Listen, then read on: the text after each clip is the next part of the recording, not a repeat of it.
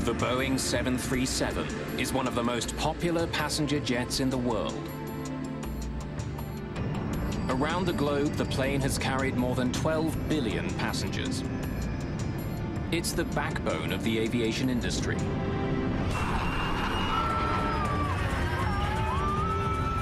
But in 1991, something happened on board a 737 that sent shudders through the world of aviation. Oh my Lord. A deadly crash has investigators scrambling. There was a time when I had doubts that we'd be able to solve it. It was like he was tracking a serial killer. The hunt for answers will take 10 long and grueling years. The fate of the airline industry hangs in the balance. And the mystery isn't solved until more than 150 people are dead.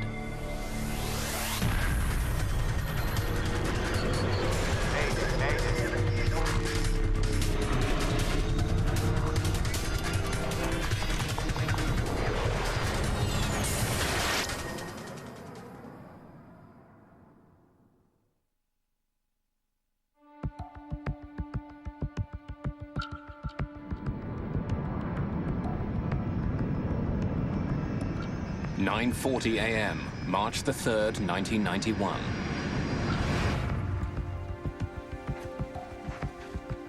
After a short 17-minute trip from Denver, United Airlines Flight 585 is on final approach into Colorado Springs.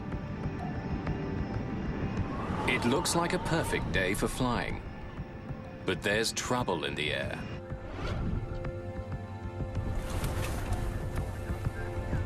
Nice looking day. Hard to believe the skies are unfriendly. There's been heavy turbulence during the flight, and violent gusts of wind are forecast over Colorado Springs. Never driven to Colorado Springs and not gotten sick? At the controls is 52-year-old Captain Harold Green, a pilot with 20 years' experience and a sterling reputation. Green's co-pilot is Patricia Eidson. At 42, she's one of the first female flight officers in United's history. Flight attendants, prepare for landing.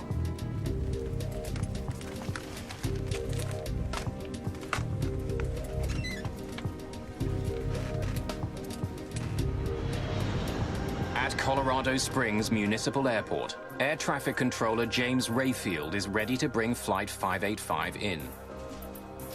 United 585, report the airport in sight. Got it? Yep. Airport in sight, United 585. Lower landing gear. United 585 is cleared for a visual approach to runway 35. Weather conditions, wind 320 degrees at 16, gusting at 29.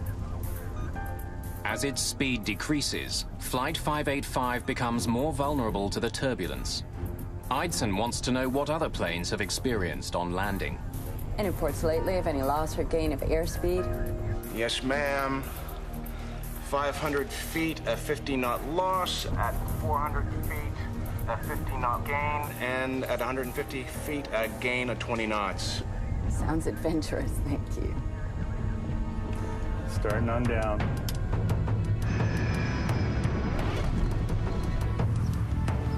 Less than 3 kilometers from the airport, retired policeman Harold Darnell is on his way to a local flea market. A kilometer overhead, Green and Eidson focus on keeping their speed constant as they descend. Wait, a 10-knot change here. Yeah, I know. Awful lot of power to hold that airspeed. As United 585 approaches the runway, Darnell feels something strange. Oh, what the heck was that? Out of nowhere, a powerful gust of wind strikes his vehicle, almost blowing him off the road. Another 10-knot gain. 3 flaps.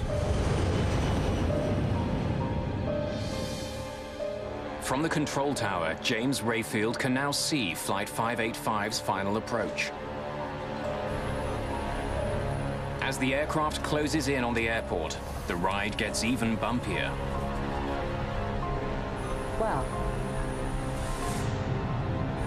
we're at 1,000 feet. Then, without warning, the 737 starts to spin out of control. Oh, God, Fred!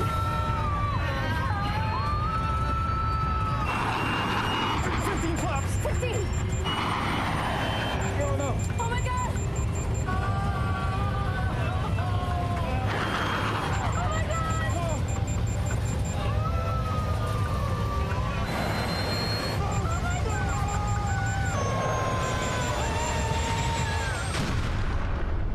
Oh, my Lord. Crash! Crash!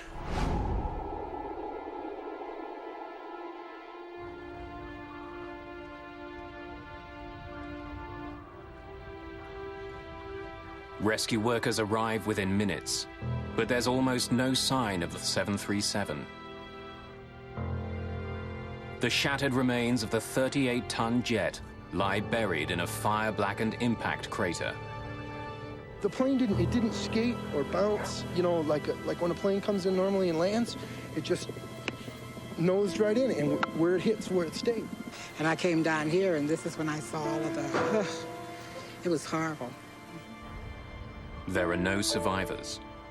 All 20 passengers and 5 crew members are killed instantly by the high-speed impact and exploding jet fuel. In 10 violent seconds, Colorado Springs has become the site of one of the most mysterious air crashes in aviation history.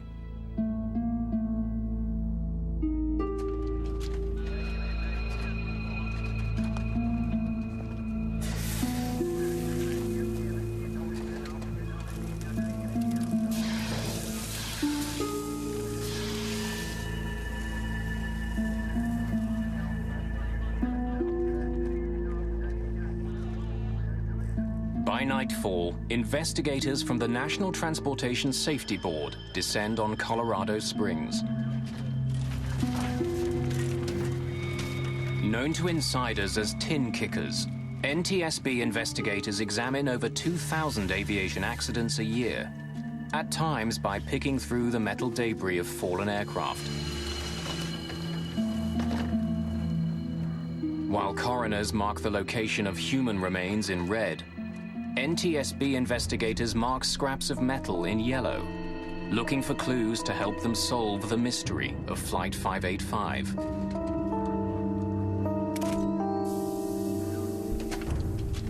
Like investigating a mass murder, it's a tough job walking onto a crash site. Among the investigators assigned to the case is Malcolm Brenner, a specialist in human performance. His job will be to find out if the crash was caused by pilot error. The area was cordoned off by police, and there were Salvation Army trucks. I got a cup of coffee, a cup of hot chocolate or something, and I thanked them for it, and they said, no, thank you. And they had this look in their eyes like, my God, you have to go into this site. Clues to the fate of United 585 lie mangled in a deep black hole. The fuselage is crushed like an accordion in the impact crater. The rest of the plane is in pieces spread over an area smaller than a football field. There was a lot of fire damage. There had been a fire afterwards, and it was all contained in a relatively small area, which just initial impression, it can be a sign that the airplane was intact. If there was a mid-air explosion or something came off the airplane, you'd expect that to be a much larger site. My first sense that it was going to take some time to investigate the accident was the damage that we saw in the parts. When they're burnt and broken, the process always takes longer. But with their work just beginning, members of the NTSB have no clue that the case of United 585 will become the longest crash investigation in aviation history.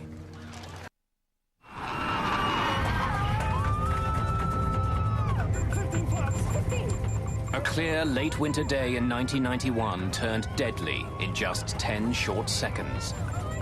Moments from landing in Colorado Springs, United Airlines Flight 585 fell out of the sky at 370 kilometers per hour. Crash! Crash! All 20 passengers and 5 crew members died.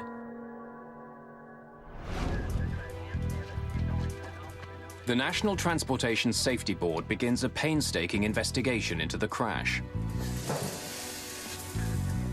Engine turbines, hydraulic pressure gauges, the cockpit voice recorder, and in-flight data recorder are all carefully extracted from the site, photographed, and sent to the lab for analysis.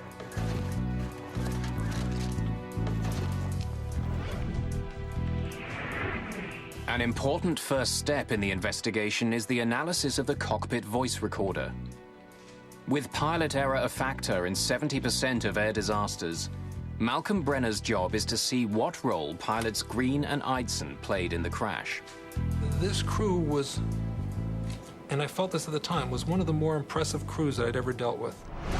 There was a little bit of tension release, a little bit of humor. The captain said, "Never driven to Colorado Springs and not gotten sick?"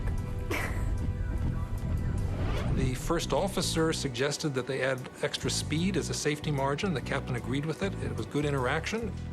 Got it? Yep. Airport in sight, United 585. Lower landing gear.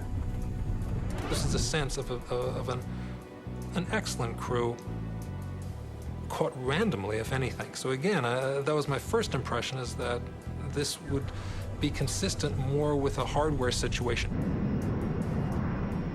As more about Flight 585 becomes known, mechanical failure becomes a serious suspect.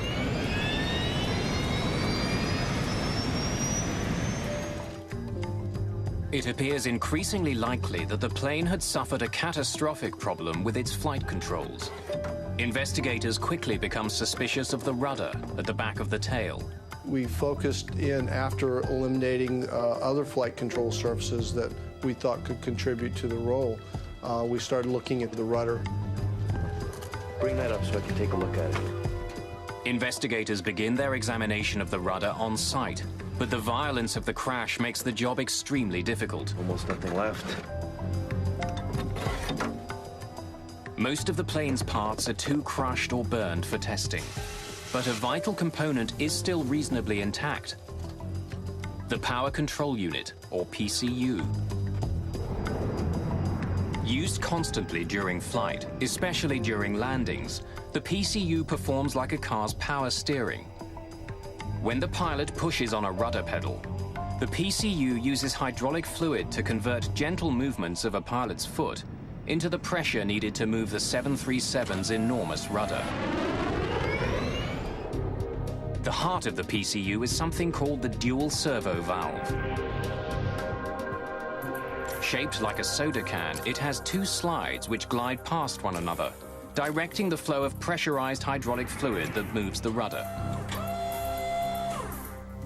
This servo valve is very unique, that it is, in effect, 2 valves in one, and that creates a whole range of interactions that don't occur in a more conventional hydraulic valve. When a technician opens the power control unit, chips of metal are found floating in the hydraulic fluid. It's a disturbing find. These particles could cause the servo valve to jam, making it impossible to work the plane's rudder. It's a chilling prospect. Could a microscopic fault bring down a 38-ton jet? It's difficult for Phillips to tell. While more intact than much of the wreck, the PCU and dual servo valve are both damaged.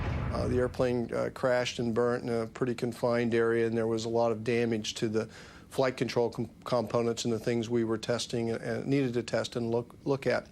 The more damaged the components are, the harder it is to take measurements and do functional testing. To test what he does have, Phillips travels to California, to the labs of Parker Hannifin, where the rudder control unit is made.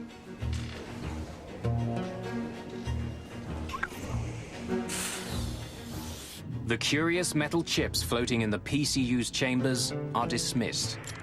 Phillips is told that filters keep them out of the delicate servo valve that directs fluid and moves the rudder. Nothing else is found that could explain any sudden movement of the rudder on Flight 585. We didn't have any absolute indication or information that we could point to that said the rudder power control unit, the servo valve, or any part of that flight control system caused that accident.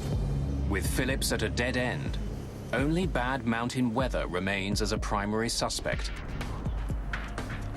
An expert on weather-related aviation accidents, Greg Salatolo is trying to determine if heavy winds on the day of the crash were a factor. There is a history of events where there have been airplane accidents attributed to mountain waves eroders. In 1966, a BOAC 707 near Mount Fuji disintegrated in a mountain wave eroder. High winds crashing over mountain peaks leave so-called wind rotors in the lee side. Invisible, highly turbulent downdrafts that come plunging down with devastating power and are extremely dangerous to aircraft. We found a great deal of evidence looking at the surface upper air data and talking to witnesses in the area that rotors were a possibility. An explosion, it was right over there. Salatolo hears several eyewitness reports of bizarre mountain weather on the day of the crash. One of the most intriguing is from Harold Darnell. Oh, what the heck was that?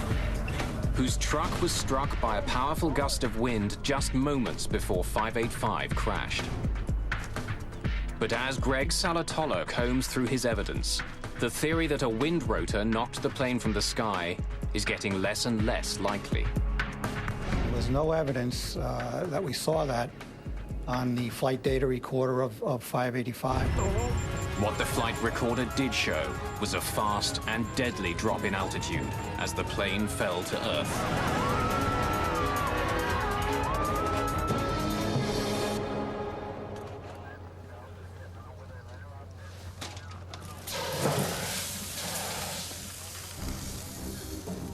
It's been 21 months since the investigation into the crash of United Flight 585 began. Almost 2 years in which the NTSB has studied the crew, the weather, the rudder, and thousands of other pieces of evidence. They've come up empty-handed. For only the 4th time in its history, the NTSB releases a report which doesn't reach a conclusion. The cause of the crash of Flight 585 is undetermined. We had put a lot of time and effort into the investigation, and we just weren't sure what had happened. It was like he was tracking a serial killer. He was frustrated that they had not solved 585. He did not want that to happen again. But almost 2 years after the report on 585 is released, the killer strikes again. At 7 p.m. on a clear, windless day, U.S. Air Flight 427 is nearing Pittsburgh. Captain Peter Germano and First Officer Chuck Emmett are getting ready for their final approach. Folks, from the flight deck, we should be on the ground about 10 more minutes. Sunny skies, a little hazy. Flight attendants, please prepare for landing. I'll ask you to check the security of your seatbelt. Thank you.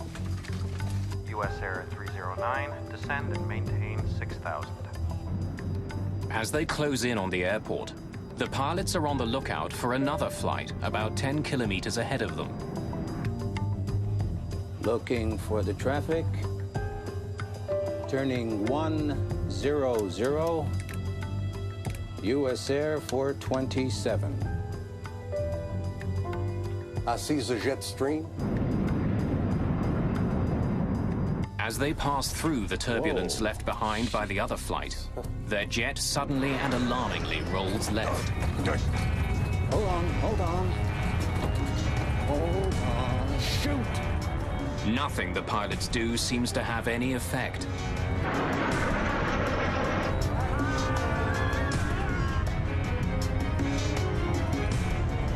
What the hell is this? What the? Go! Shoot! God.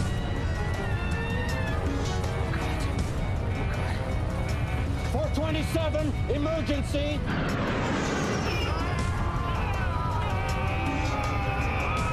Oh, shoot. Oh! Oh, God! Oh, God, no!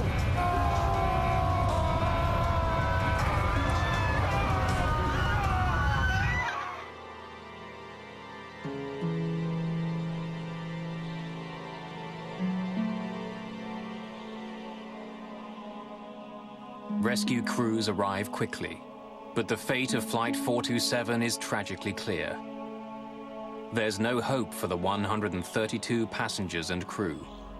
The human carnage is so bad, authorities declare the crash site a biohazard. US Air 427 accident was the first U.S. accident where biohazard suits were used, and it made it more difficult. They were uncomfortable, they were hot, and to this day, when I put on a pair of rubber gloves, for any reason, I'm instantly transformed back to the site in Pittsburgh. Captain John Cox, a 737 pilot and a flight systems specialist with the Airline Pilots Association, is asked to join the team investigating the crash of Flight 427. As coroners attempt to collect human remains, NTSB lead investigator Tom Houter already knows his hunt for clues will be long and painstaking. When we first arrived at the crash site, well, first of all, there was no aircraft there. There were only bits and pieces of the airplane. It wasn't really recognizable as an airplane. With the help of eyewitnesses, information from the flight data recorder and the cockpit voice recorder, investigators begin to quickly see some striking similarities between 427 and the unsolved case of United 585.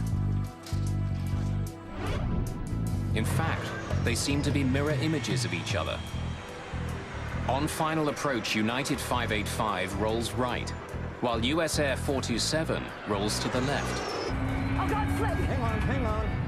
Both crews are caught by surprise, and after just a few terrifying seconds, both aircraft plummet straight into the ground. Certainly the whole team was aware of the previous accident with United 585 in Colorado Springs. We try to keep that in the back of our minds and take a look at this one as to what it presents to us.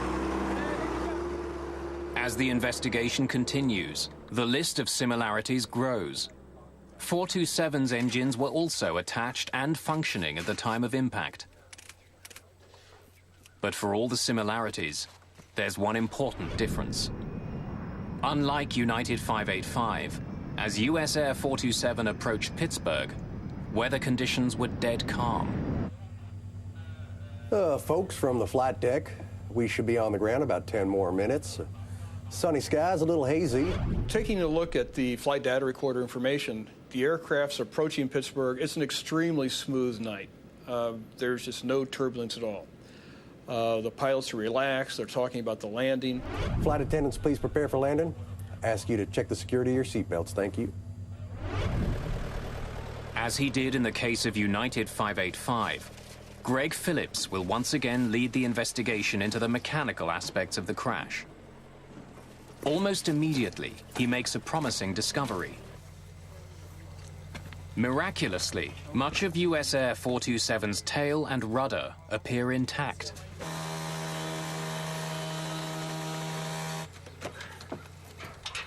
The hydraulic devices inside the tail have also sustained very little damage. Phillips and Houter prepare to send the parts to the manufacturer, Parker Hannafin, for testing as soon as possible. They need answers. Pressure on the NTSB to solve the accident is growing quickly. Not only are the crashes of flights 585 and 427 disturbingly similar, both of them involve the same kind of airplane, a Boeing 737. But with serious questions being raised about the plane's safety, billions of dollars, and perhaps the airline industry itself, are at risk. We couldn't live with the fact as investigators of having two unsolved 737 accidents. The airplane is in too much use, too wide a use around the world. It carries too many people every day. Unsolved was not an acceptable answer. If 427 was an undetermined accident, we could not find the cause of this accident, there was a great chance that if there was a third accident with the 737 fleet under similar circumstances, that the 737 fleet would have been grounded. Careful with it. The investigation into the crash of Flight 427 may be the most important in the history of the NTSB. But it won't be easy. Answers are still years away. In just 3 years, 2 Boeing 737s have crashed in the United States with no survivors. Site United 585. In both cases, the planes were moments from landing. Flight attendants, please prepare for landing. And in both cases, the planes were under full power, but the pilots were unable to control their jets.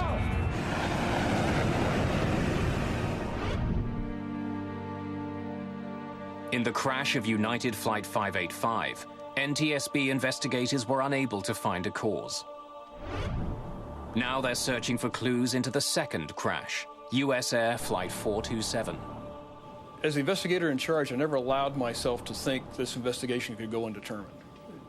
We kept on pushing and kept on researching. As long as we had things to research, we kept on going. To find their killer, the NTSB can't afford to rule anything out. From the possibility that a collision with birds brought 427 down, to strange, even bizarre theories. They looked at electromagnetic interference. They got calls from people saying it might be Russian death rays. They considered everything. There were a couple of witnesses who gave reports of the aircraft suddenly descending and hovering before it blew up. We discounted those. But the investigation's primary suspect is the dual servo valve, part of the power control unit that moves the 737's rudder, and a suspect in the crash of United 585. Parker Hannafin made the valve. At its lab in California, investigators look inside the main cavity of the US Air power control unit. Just like in the earlier crash, they find tiny chips of metal floating in the hydraulic fluid. But once again, Parker and Boeing repeat their claim. Filters designed to stop any debris from interfering with the delicate metal slides have done their job. Investigator Greg Phillips wants to be absolutely sure. If the chips were blocking the slides, they would have left tiny scratch marks behind where they rubbed against the metal. But Phillips can't find any. Another pass. Okay. Phillips has technicians put the servo valve from Flight 427 through as many tests as he can think of, trying to find a weakness. If he can find one, it could explain why 2 planes were ripped from the sky. But he comes up empty. That unit passed all its operational tests. There wasn't any indication that it had failed, and it operated within the parameters we expected it to. Once again, the investigators are forced to shift their focus back to the pilots. By studying the plane's flight data recorder, investigators know that the jet's rudder was deployed fully to one side, what's called rudder hardover. We were definitely focused on rudder, on hardover rudder, full rudder input for about 20 seconds. It can be caused either by hardware, something unknown in the hardware, or it can be caused by pilot input. First Officer Chuck Emmett, who was flying 427, did indeed step down hard on his rudder and then held it there while the plane plummeted towards the Earth. It raised a grisly question. Was he trying to fly the plane into the ground? And looking at this, and being a pilot myself, is like, this doesn't seem like rational behavior. What the hell is this? Human performance specialist Malcolm Brenner listens closely for evidence on the cockpit voice recorder. What the hell? Shoot! In this case, they had microphones right by their mouths, and you can hear as well as in real life or better. You can hear breathing sounds. Yeah, I see the jet stream. The cockpit recordings indicate that Flight 427's troubles began at the moment it flew through the jet wake of a Delta Airlines 727 that had just passed in front of them. Both pilots are startled by the wake. I see the jet stream. The first officer breaks off at the end of his sentence. I see the jet stream, and there's no more discussion of the jet stream or anything else. They both focus. Something happened here. Captain says, "Sheesh." It was such a smooth flight that it was a momentary jolt that they just hadn't anticipated. And with that, the pilots got on the controls and immediately, put in a rudder input.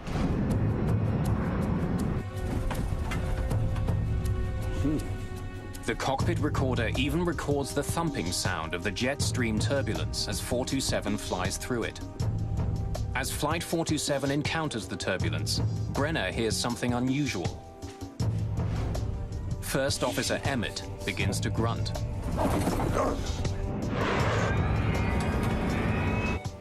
The grunting is unusual. The controls are designed so that pilots don't need to grunt. They're specially designed around human capabilities. So to have someone grunting is typically a sign of an emergency. By matching data from the flight recorder with the crew's voices, Brenner is able to confirm that Emmett's grunts begin a split second after he pushed down on the rudder pedal, and 3 to 4 seconds after the wake turbulence affected Flight 427. What the? Go help! On their own, the cockpit voice recordings prove very little. But it seems clear that the crew weren't trying to crash their plane. Something happened which took them by surprise. They reacted as quickly as they could, but nothing they did seemed to help. What the hell is this? It's been almost 2 years since the crash of Flight 427, and the investigation has stalled. Now 2 737s have gone down in startlingly similar ways, and investigators still don't know why. We were all frustrated as months wore into years. What were we missing? It definitely took a toll in their personal lives. They worked incredibly long hours. They never stopped thinking about it. We were going up against an aircraft that had an incredible safety history. It was really everything you could see for 30 years. This has been a great airplane. We were trying to prove that there was something wrong with the straight-A student. It clearly was on his mind. He, at one point, had a nightmare about it where he dreamed that he was in front of a congressional committee that was grilling him on now there had been a third 737 crash, and in Tom's dream, all the cameras were pointing to him, and a congressman asked, "Why didn't you ground the fleet?"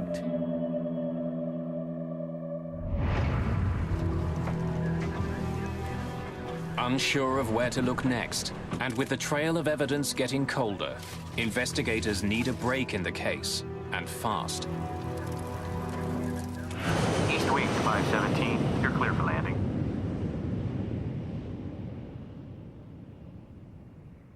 On June the 9th, 1996, they finally get the break they've been looking for. Captain Brian Bishop is on final approach to Richmond, Virginia, when, without warning, his east wind jet rolls sharply to the right.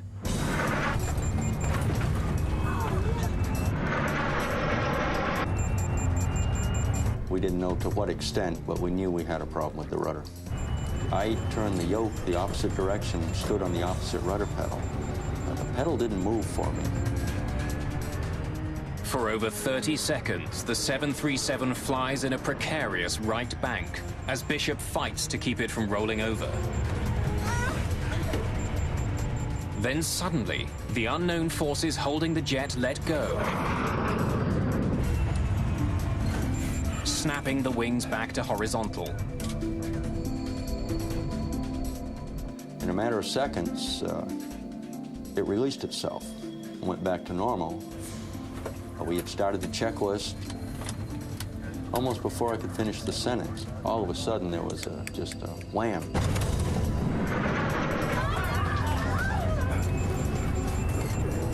For a second time, the 737 is pushed onto its side.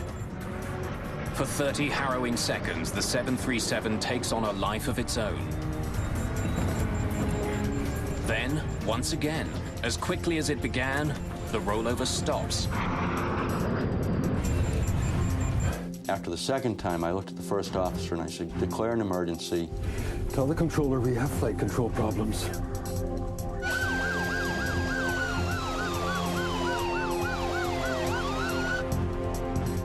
As they slow down to land, the risks increase. If a third rollover occurs, they won't have enough airspeed to recover. I did at some point tell my first officer to look out the window and find a dark spot. It was nighttime and we were looking to avoid a neighborhood or a populated area. And he very calmly responded that, hey, here's a spot over here.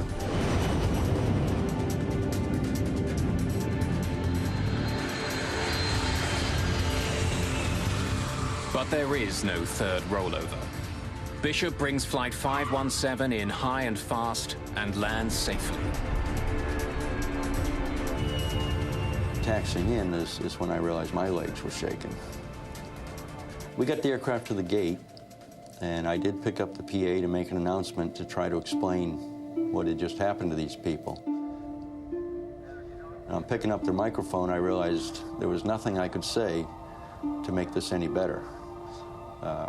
And probably for the first time in a long time, I was at a loss of words. So I simply put the microphone down and let it go at that. But Bishop won't remain speechless for long. By the next day, the investigation team has arrived in Richmond. Flight data recorded it was undamaged, an airplane undamaged. We launched to the scene. The airplane literally didn't move, stayed at its location in the airport until we got down there. There were a lot of FAA, a lot of NTSB, and they all wanted to talk to us very badly. It gave the NTSB a tremendous break because suddenly they had a 737 that had had a rudder incident that was intact, and they had a pilot who was alive and who could talk about it. I think they were much happier to have the airplane than me. I think the airplane probably gave them more to research than I ever could. NTSB investigators quickly determined that what happened on board Eastwind Flight 517 is alarmingly similar to events on Flights 427 and 585. If they can discover why Bishop's 737 rolled over, they may be able to crack two mysterious and fatal accidents. And when we said, well, what happened? They said there was something wrong with the rudder pedal. The pedal wouldn't go down. I was standing on the rudder pedal and I couldn't get it to go down. My God. With Bishop's first-person testimony, investigators immediately zero in on Eastwind's rudder controls. The power control unit is removed, inspected, and then tested again and again. To the frustration of everyone, the unit performs perfectly. We tested that aircraft as is. It was intact. We went through it completely. We did flight tests with it, and it passed all tests.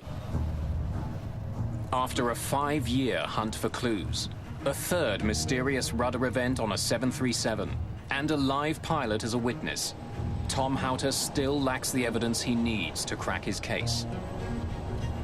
He decides to push his chief suspect, Flight 427's rudder controls, a little harder.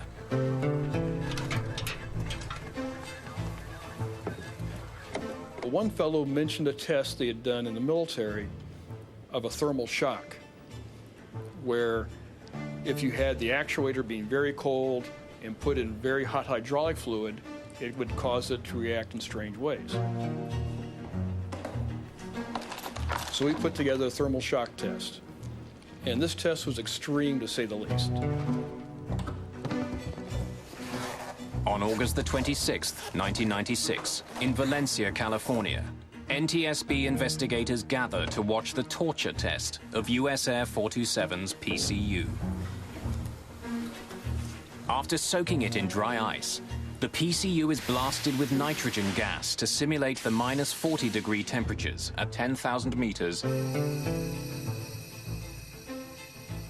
Then it's quickly injected with superheated hydraulic fluid and given the command to start working. As we were standing there listening to the actuator move left and right, it stopped. And it was not commanded to stop. It just jammed. Stopped working completely. Take a look. Systems investigator Greg Phillips now asks that the valve be taken apart and scanned for scratches. They find none. Look at that. Doesn't leave a trace. It's a crucial breakthrough to solving an almost perfect crime. Not only have they proven that the valve which controls the rudders can jam, no evidence is left behind. Tom Houter and his team have now found that a small hydraulic valve that controls the rudder of the world's most popular commercial jetliner can jam in the right circumstances. It's an ominous discovery, but incredibly, there's another shocking surprise in store for the investigators. October the 15th, 1996. For the last 5 years, the National Transportation Safety Board has been struggling to crack its toughest case. Two completely separate, but seemingly linked accidents. The crash of United 585 killed 25 passengers and crew. 3 years later, the US Air Flight 427 disaster took another 132 lives.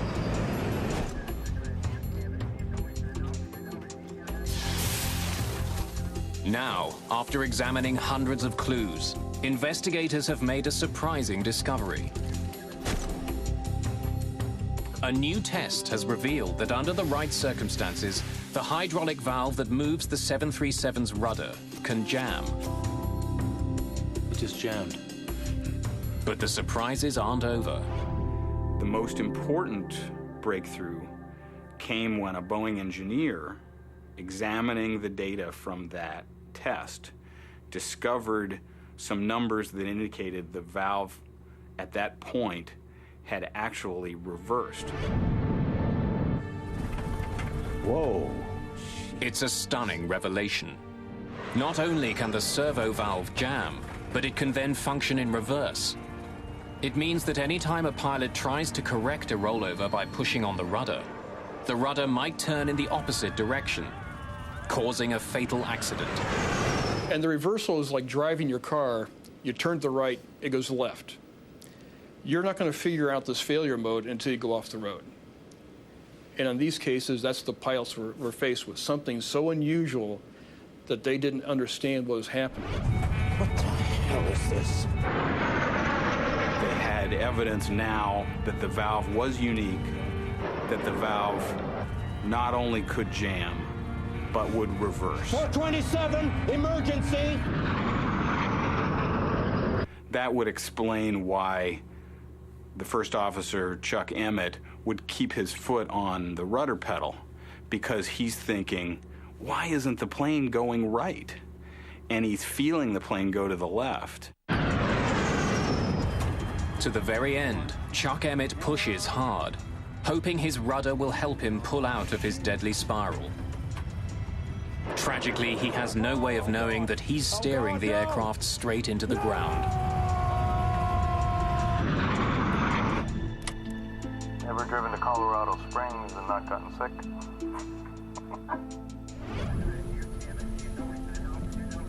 Flight attendants prepare for landing. Satisfied that they've determined the cause of the crash of US Air 427, the NTSB turns its attention to the unsolved case of United 585. Another 10-knot gain. Going back to Colorado Springs, you could follow a progression of what the captain was doing.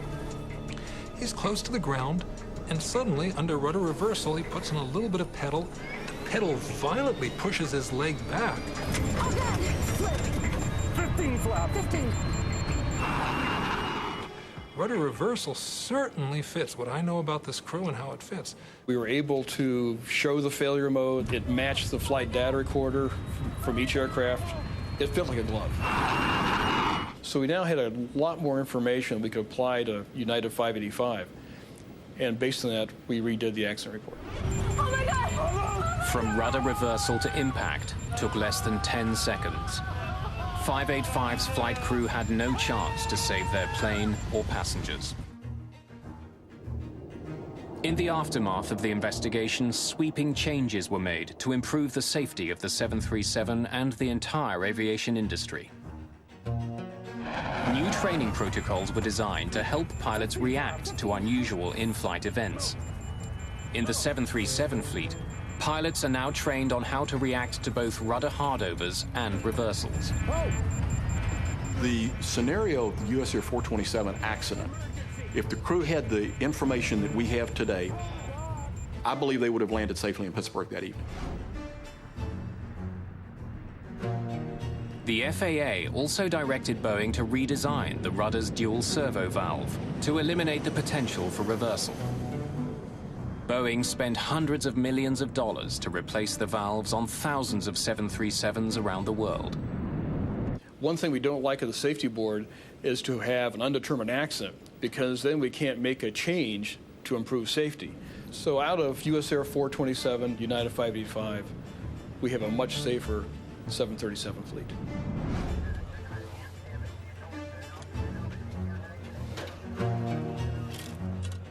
It took NTSB tin kickers 10 years to solve the mysterious crashes of flights 585 and 427, the longest investigation in aviation history. There are still some people in aviation who don't think the NTSB got it right. But I became convinced after talking to many, many, many people, pilots, engineers, people at Boeing, and spending a lot of time with the investigators, that they did get it right. Since the replacement of the 737 servo valves, there hasn't been a similar crash of the most popular, most profitable plane in the world.